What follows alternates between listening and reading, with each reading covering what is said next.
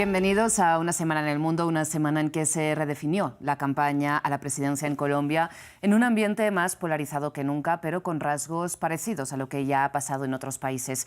Una semana en que Putin y Zelensky reabrieron la puerta a unas negociaciones de paz estancadas, entre otras cosas, por la guerra en Medio Oriente, que se libra ahora principalmente en Líbano. En este programa, por lo tanto, nos preguntamos a quién conviene la actual confrontación política en Colombia, por qué se deshiela ahora la diplomacia entre Kiev y Moscú. ¿Quién tiene la clave para que termine la llamada nueva guerra de Irán?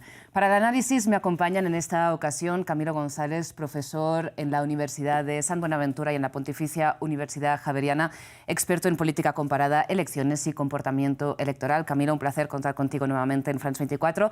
Nos acompaña por primera vez Claire McQuay, periodista independiente, colaboradora con The Economist en América Latina. Claire, un placer contar contigo en este programa. Igualmente es un placer Zigor Aldama, periodista internacional en el diario El Correo de España, que nos acompaña virtualmente en France 24. Camilo, Claire, Zigor, muchísimas gracias. Antes de empezar con esta discusión, les recuerdo a ustedes que, si bien ya saben que pueden volver a ver este y todos los programas de France 24 en nuestra página web y también en nuestro canal de YouTube, ahora pueden volver a escuchar Una Semana en el Mundo en formato podcast a través de las principales plataformas de streaming de audio, que son las que ven en estos momentos en sus pantallas. Ahora sí, les planteo que empecemos a hablar del panorama en Colombia, porque tras unos resultados de una primera vuelta que, por decirlo así, desecharon cualquier predicción electoral, victoria del ultraderechista de la Espriella y no reconocimiento, en un primer momento, del preconteo rápido por parte del oficialismo, ahora se han ido asentando un poco las posturas para disputar la presidencia en la segunda vuelta del próximo 21 de junio, en un contexto en que varios analistas coinciden en describir como de altísima tensión política, de hecho, con una polarización que se describe incluso como inédita. Camilo, empiezo contigo. No sé si estás de acuerdo en que es un escenario de una confrontación, de una polarización inédita en Colombia. Bueno, creo que hay cambios y continuidades. Yo creo que la continuidad es que siempre en las segundas vueltas hay antagonismos y esos antagonismos, digamos, se marcan mucho. Creo que el elemento diferenciador un poco es el hecho de el famoso fraude electoral, ¿no? Creo que al final de cuentas este discurso del fraude electoral se venía de alguna forma como cultivando, pero ciertamente era una narrativa que desde el año 1970, las elecciones, por ejemplo, de Gustavo Rojas Pinilla, no se tocaba. Y ciertamente el hecho que fuera el presidente y no el candidato en su primer momento el que hubiera hecho lo del fraude, pues ciertamente introdujo un elemento distorsionador de las elecciones.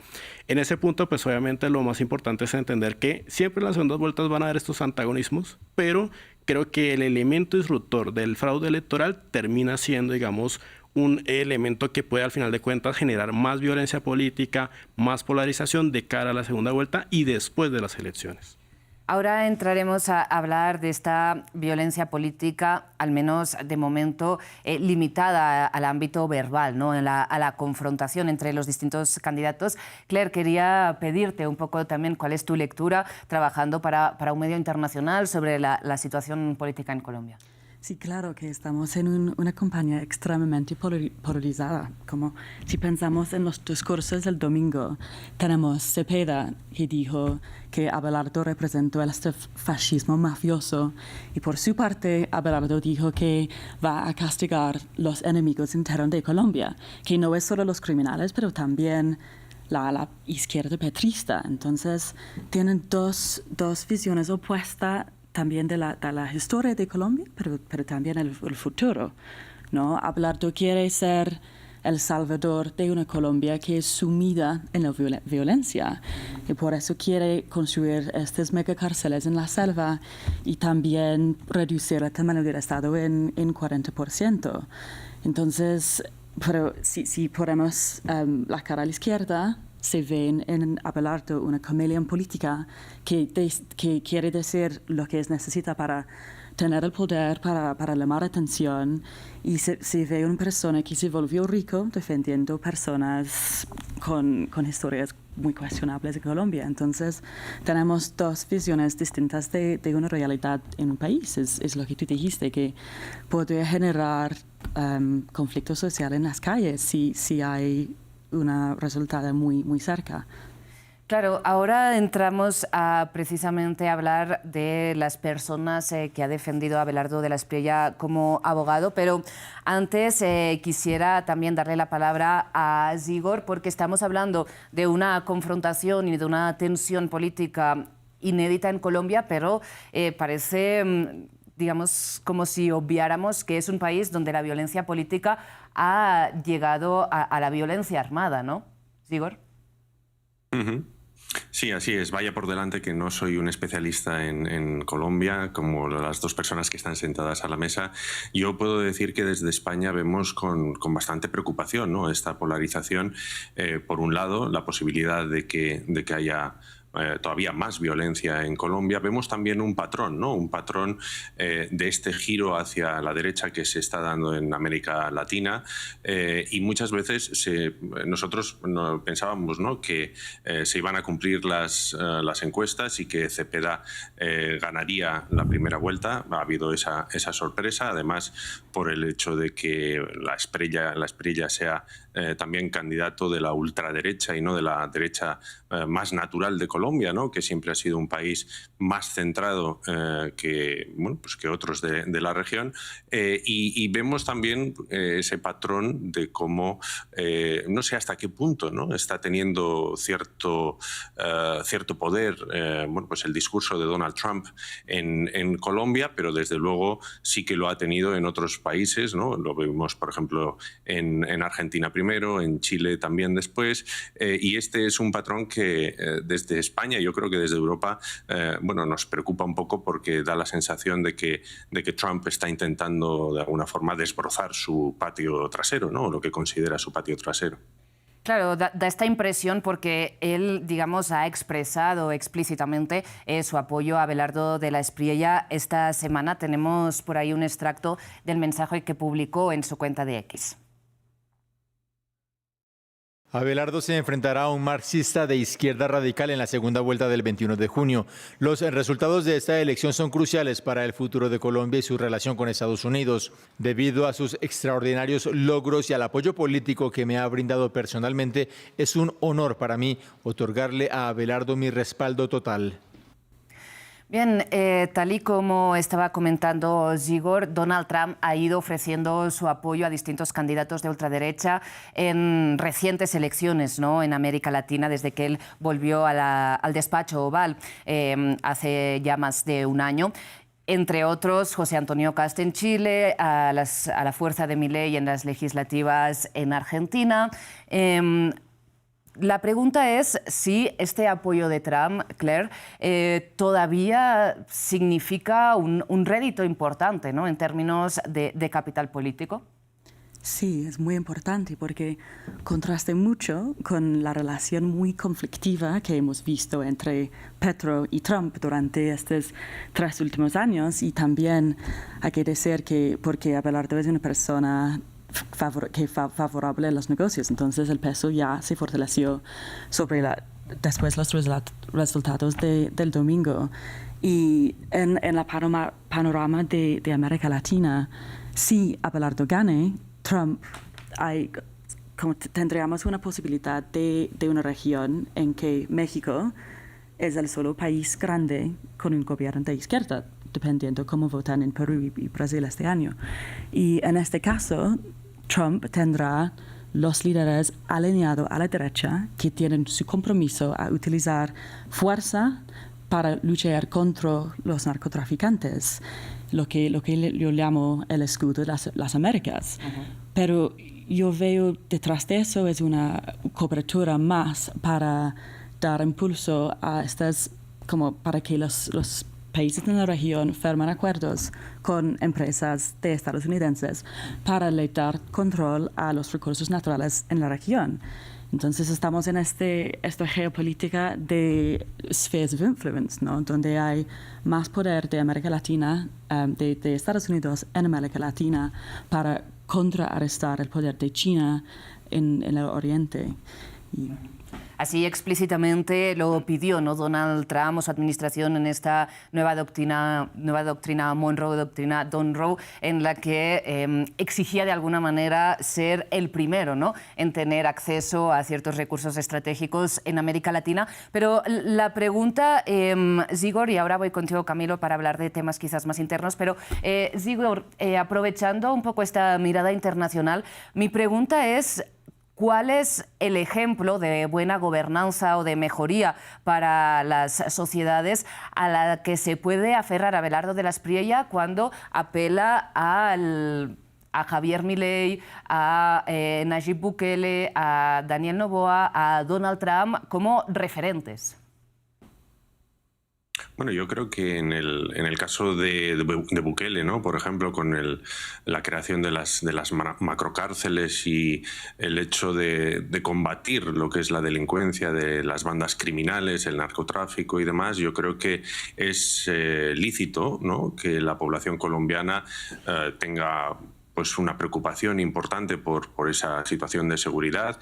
También hay que entender que muchas veces la política es pendular, y en Colombia lo extraño ha sido que Petro haya sido el presidente, ¿no? Yo creo que ahora mismo está volviendo un poco a su sitio natural, quizá más escorado hacia la derecha en este caso, y no sé cómo el hecho, ¿no?, de que Trump esté ahí detrás, apoyando a de la Espriella, al final está provocando que ese péndulo, en vez de quedarse en el centro derecha, haya ido hasta la ultraderecha.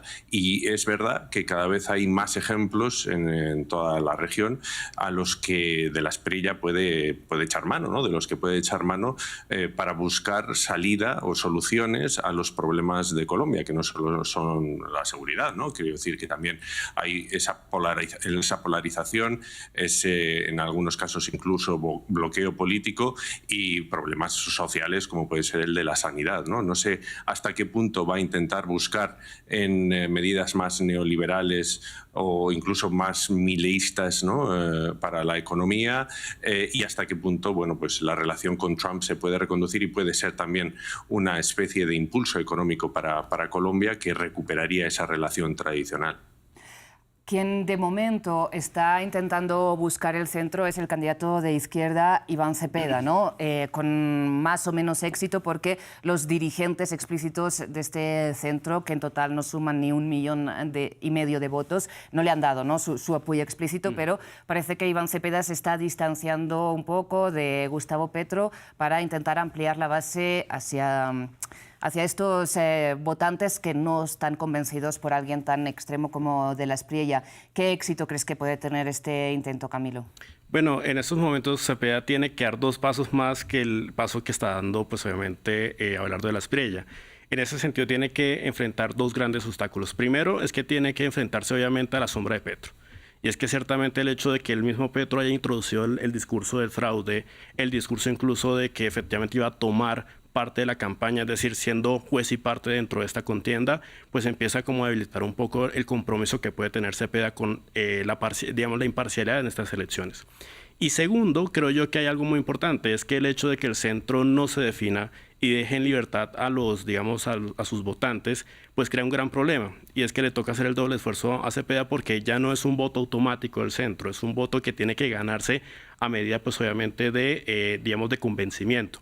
Y por eso es que es una campaña de miedo. Es una campaña de decir, bueno, el que está al frente va a hacer esto, por lo tanto ustedes van a experimentar esto si llega a ser elegido.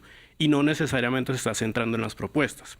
Una cosa que quería, como también apuntar en lo de Trump, y es, a lo mejor puede ser un punto importante el hecho del apoyo al candidato de la Espriella, pero si lo miramos del otro lado, puede ser un abrazo del oso. Es decir, el hecho de que efectivamente Trump apoye a un candidato no necesariamente implica que vaya a ganar. Eso lo vemos, por ejemplo, en Canadá, lo hemos visto el rechazo que ha tenido en Brasil y puede ser en Colombia. De hecho, Petro, al asumir un poco como este liderazgo de la campaña de manera muy informal, puede explotar eso diciendo, mire, esto es un candidato antipatria, si se quiere, y eso puede, elevar un poquito más, la participación a favor de Cepeda. Y en términos de esta estrategia de la izquierda, ¿no?, para buscar unos votos que pues, le permitan disputar la presidencia, ya no poniendo a Gustavo Petro en la ecuación, sino Iván Cepeda, el candidato, ¿no?, presidenciable. Él ha señalado en repetidas ocasiones que su enemigo, más que de la Espriella o más que Paloma Valencia, que era la candidata del uribismo, ¿no?, de la derecha tradicional, era el mismo Álvaro Uribe, con quien se han enfrentado en los tribunales en una larga trama que ahora no tenemos tiempo de detallar, ¿no? Pero ¿cuál es ahora mismo el rol que va a jugar Álvaro Uribe, teniendo en cuenta que su fuerza nominal como tal ha caído? Creo que Uribe en estos momentos está fuera de la ecuación. Y eso es tal vez uno de los logros de Abelardo, y es que la campaña no es una campaña alrededor de Uribe, como la estaba planteando Cepeda, sino que ya es una campaña alrededor de otro tipo de derecha. Es decir, ¿qué significa ser de izquierda? ¿Qué significa ser de derecha? Incluyendo que la derecha ya no es Uribe. Y eso pues obviamente le permite, digamos, a Abelardo de la Espriella tratar de, digamos, de esquivar ese dardo, ¿sí? Obviamente sabemos que el Centro Democrático ya dio su apoyo a Abelardo de la Espriella, pero es un apoyo que ciertamente sabemos que incluso antes de primera vuelta sí iba a dar. Por eso un poco se entiende el, digamos, el pésimo desempeño electoral de Paloma Valencia, que era la candidata de Uribe. Entonces yo creo que va a pesar en el sentido de que efectivamente hechos, por ejemplo, como digamos, la sentencia contra el hermano del expresidente Uribe, entre otra vez dentro de los medios, sea parte de la agenda, y obviamente la habilidad que tenga Abelardo para esquivar eso. Entonces yo creo que es una campaña que se desuribiza un poco y obviamente habla más, como lo decía Claire, de dos modelos distintos de país.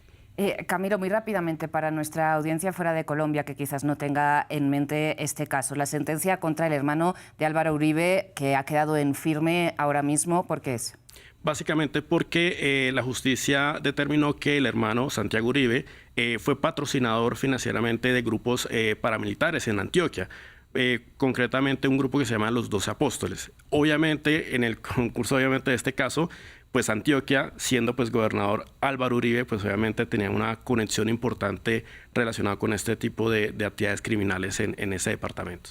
Y ya para ir cerrando también con este tema, Claire, tú comentabas antes, si no me equivoco, cómo Iván Cepeda se refirió, ¿no?, al concluir esa noche electoral a Abelardo de la Espriella como mafioso fascista internacional y también abogado de paramilitares y narcotraficantes. ¿En qué se basan, digamos, estas acusaciones?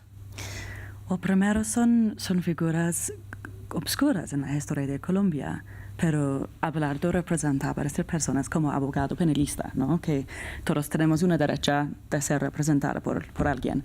Y primero hay Alex Saab, que una persona muy cercana al chavismo, que ahora está en Estados Unidos con procesos criminales contra él. Pero también hay David Mussir Guzmán, que estaba el cerebro detrás de un esquema piramidal lo más grande en la historia de Colombia, y hay otros comandantes paramilitares también. Entonces, es como, ¿por qué tú eliges representar estos tipos de personas? Eso es la pregunta de la izquierda. Pero cuando yo hablé con unas de sus seguidoras en Barranquilla, le gusta la imagen de Abelardo como una persona de familia, como una persona con valores de la religión. Entonces hay dos visiones de la misma persona que son muy distintas. Increíble una pelea sobre quién es esta persona, y puedo imaginar que hay votantes del centro y también quizás centro izquierda, centro derecha, que están preguntando si pueden votar por esta persona con esta historia, porque es una pelea bastante grande, yo digo.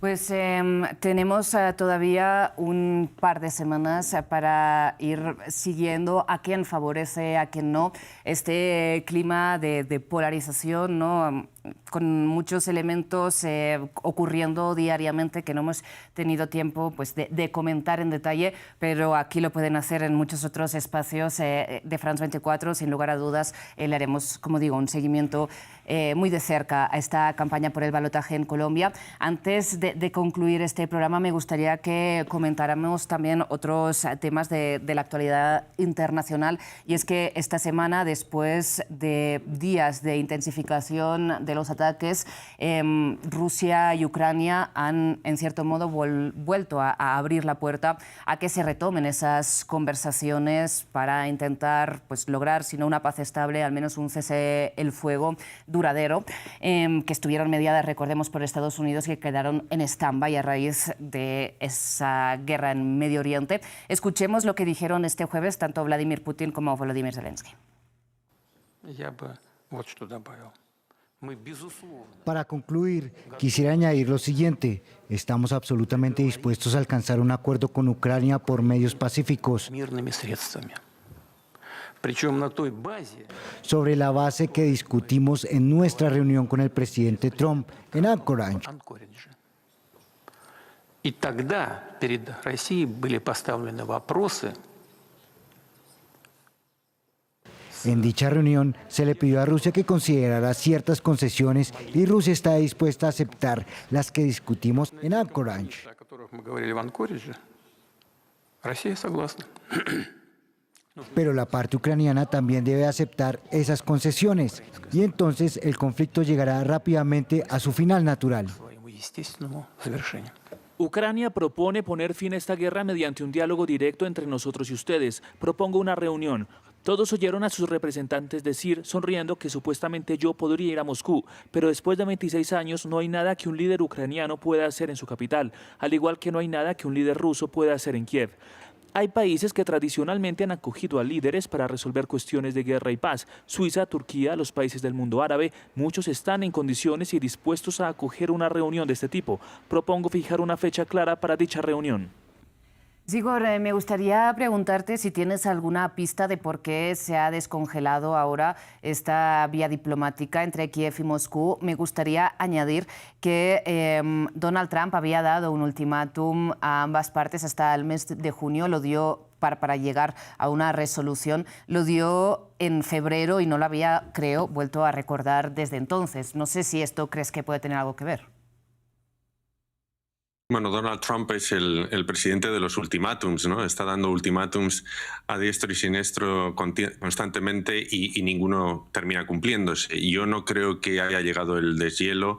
Me hace incluso un poco de gracia escuchar a Vladimir Putin cuando dice que se puede llegar al final de la guerra por medios pacíficos, cuando realmente si de alguna forma se abre a hablar con Zelensky, que todavía eso no lo hemos visto, será debido a que estamos en una nueva fase de la invasión en la que Rusia empieza a perder terreno dentro de la propia Ucrania y que Ucrania empieza a atacar Rusia cada vez de forma más sistemática, sobre todo con los drones, ¿no? Está llegando a lugares a los que antes no había llegado y además en momentos clave, como puede ser, por ejemplo, esta semana el Foro Económico de San Petersburgo. Justo cuando se inauguraba, los ucranianos lo han atacado, atacan también sus buques, están atacando sobre todo refinerías, ¿no? e instalaciones petrolíferas que han hecho que Rusia empiece incluso a racionar la gasolina, con lo cual ahí estamos viendo cómo la estrategia ucraniana está logrando sus objetivos, está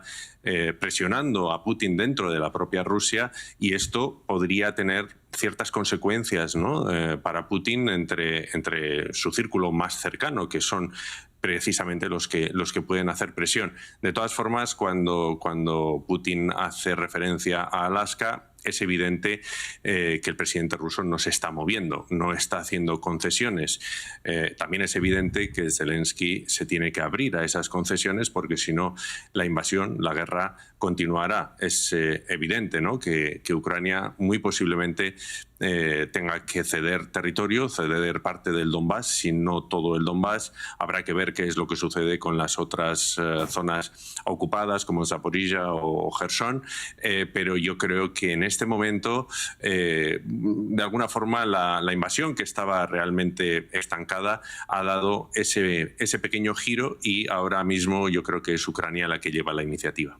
Claro, porque precisamente en estas conversaciones que quedaron en stand-by, el tema territorial era uno de los mayores puntos de desencuentro, entre otras cosas, porque de estas 4 provincias, ¿no?, que Rusia se anexó unilateralmente, Donetsk, Lugansk, Gerson y Zaporilla, hay territorio que ni siquiera está ocupado, de hecho, militarmente por las fuerzas rusas y que Putin quería también, digamos, anexarse en un eventual o que se reconociera como Rusia en un eventual acuerdo de paz. Camilo, no sé si estás de acuerdo con esta lectura. Zelensky presiona militarmente para cambiar el equilibrio de fuerzas en una eventual conversación. Sí, coincido con Igor y básicamente eso es una paz de los necesitados. Es decir, Rusia sabe que el hecho de que lo ataquen en su propio territorio, eso al final de cuentas desvirtúa, digamos, ese poderío ruso que siempre habíamos conocido o que por lo menos la propaganda de alguna forma había colocado sobre la mesa. También un poco está las presiones domésticas, es decir, el hecho del racionamiento de la gasolina, el hecho incluso que empiezan a aparecer primeros focos como de, digamos, de disenso frente a la conducción de la guerra. Y del lado obviamente ucraniano, pues, digamos, es una guerra asimétrica. Ucrania no cuenta con, digamos, infinidad de hombres para seguir defendiendo el frente.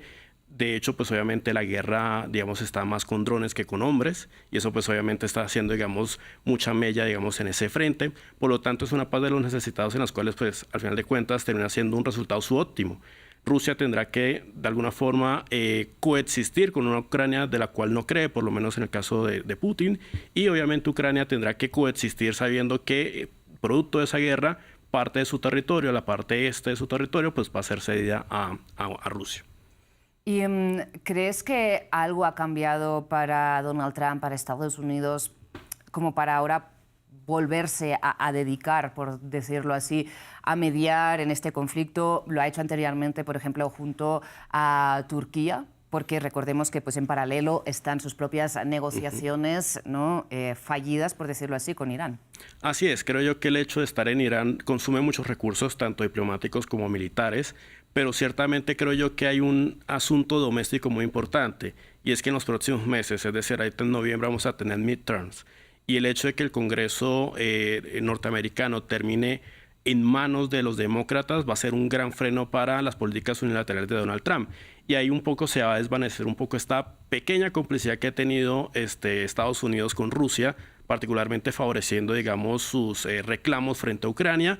Y obviamente eso de alguna forma va a terminar por, de alguna forma, cambiar un poco el juego. Es decir, Estados Unidos ya no va a ser tan comprometido con la posición rusa, sino que va a tener que salirse un poco de esas negociaciones, ser un tercer actor importante, a la manera pues obviamente que termina siendo pues involucrado en otras guerras. Por lo tanto, digamos, Estados Unidos se encuentra, digamos, en esa disyuntiva, ¿no? Pero Camilo, perdón porque quiero dar la palabra a Igor también, pero ¿por qué dices que tiene que ver el apoyo de Estados Unidos con, digamos, la posición rusa con las midterms?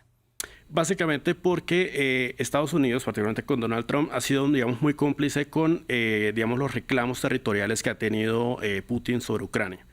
El hecho de que las midterms, y esto permita a los demócratas tener, digamos, más control de las ambas cámaras, pues obviamente permite que efectivamente Donald Trump no pueda hacer, digamos, o no pueda promocionar mucho más, digamos, esos reclamos territoriales.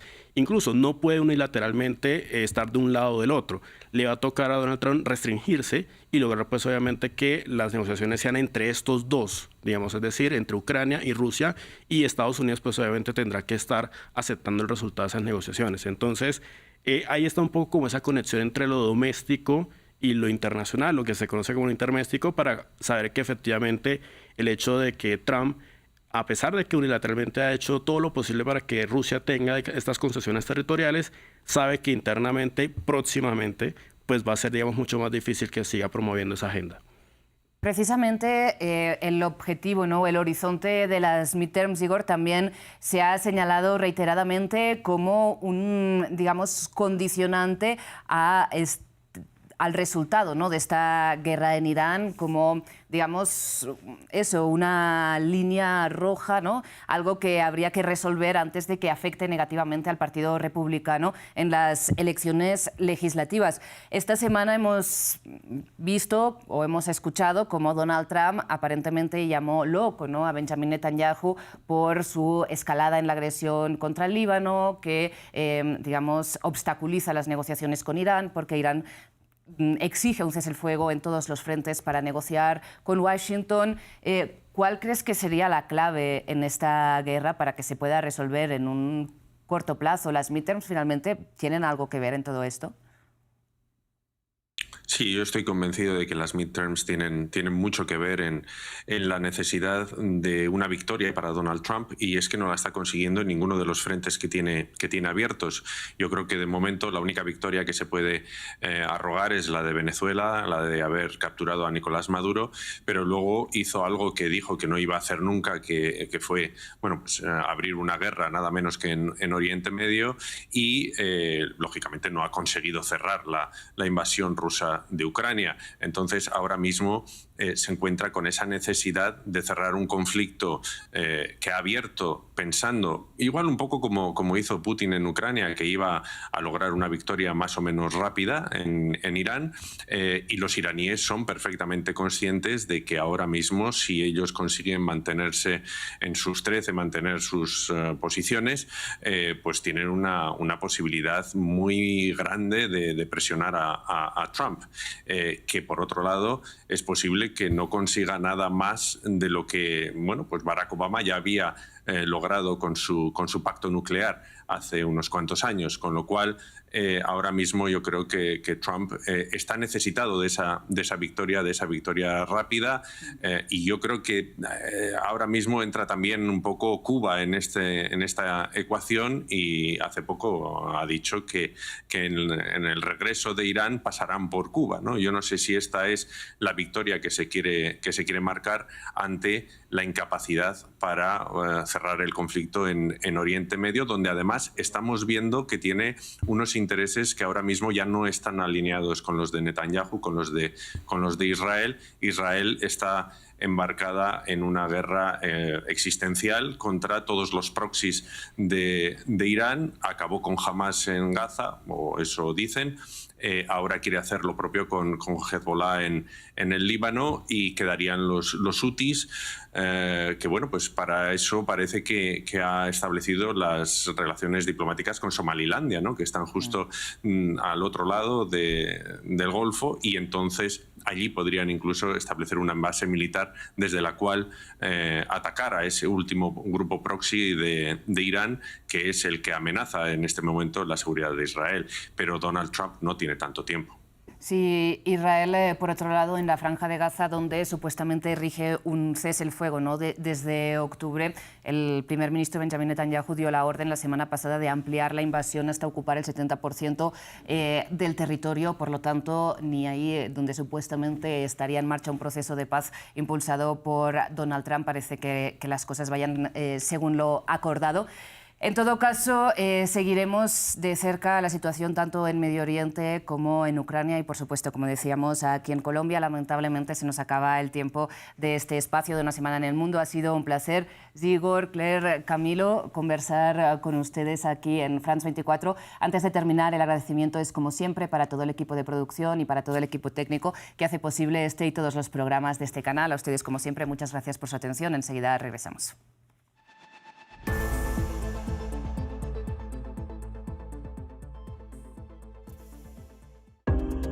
Para comprender mejor el mundo, es indispensable sumergirse en él. De Buenos Aires a Beirut, pasando por Kinshasa, Kiev o Washington, los corresponsales de France 24 están en todas partes. 200 corresponsales que viven cerca de usted. Su misión, informarle en todo el mundo y a cualquier hora del día. Información objetiva, seria, fiable e independiente. Hechos verificados. Noticias falsas desenmascaradas. France 24. Estamos aquí, estamos allí y allá para informarle. RFI y France 24 presentan En Primera Plana les proponemos cada semana un análisis monográfico y en profundidad sobre un asunto candente de la actualidad internacional. Es la base para empezar a pensar nuevas cosas para el futuro de la Iglesia. Una culminación que parece como el camino ya pasado, sino hasta dónde va. Creo que va a haber esa búsqueda permanente de un equilibrio forzosamente inestable con sus momentos de crisis y sus momentos más apaciguados. Con diferentes voces y distintas perspectivas. Lo que los gobiernos tienen que hacer básicamente ahora es tener una nueva visión del sistema de cuidados. No se pierdan cada semana nuestra ventana abierta al mundo. No se pierdan En Primera Plana. En Primera Plana, un programa en colaboración con RFI presentado por Carlos Herranz.